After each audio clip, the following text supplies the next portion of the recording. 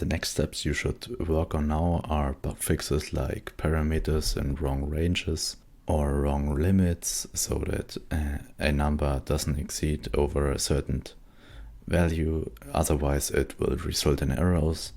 You could simplify the setups we used, so using less nodes or linking more parameters with each other, using more fit functions.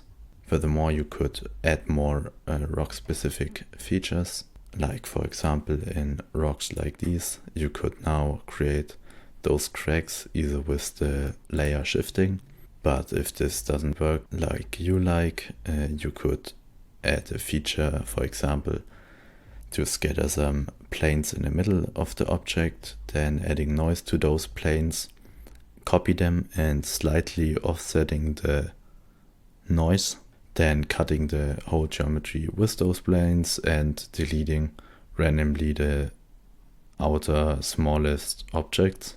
I also want to just quickly show you some rocks I created with this tool now. This is the bigger rock like these. Then you can create some smaller rocks here. In this example, I used the fit functions and random functions a lot.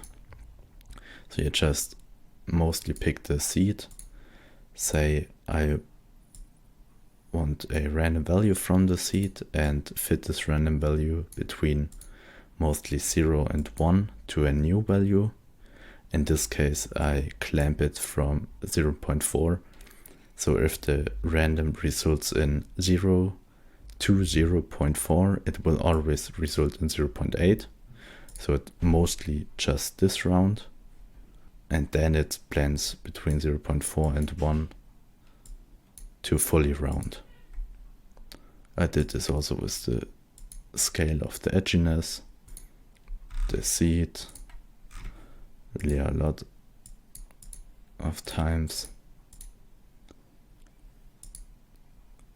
Also here between 0 and 2 cracks should be in the geometry,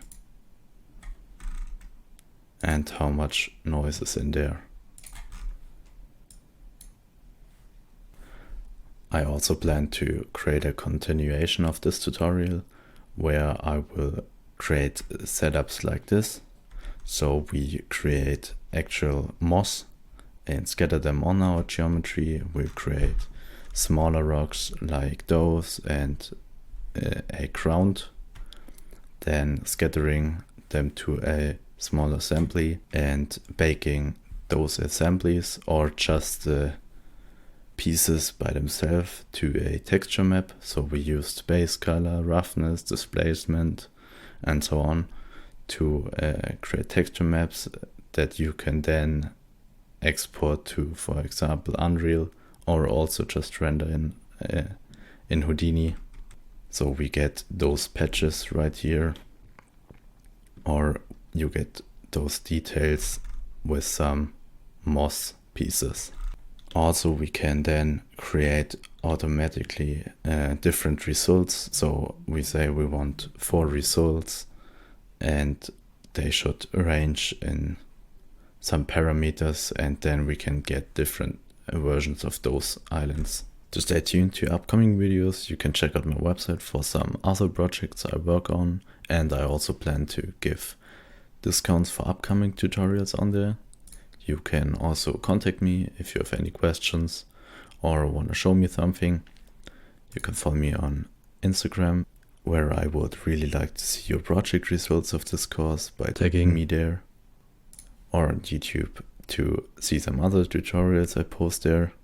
Also, if you like the course, a rating or sharing the link would really help me out a lot.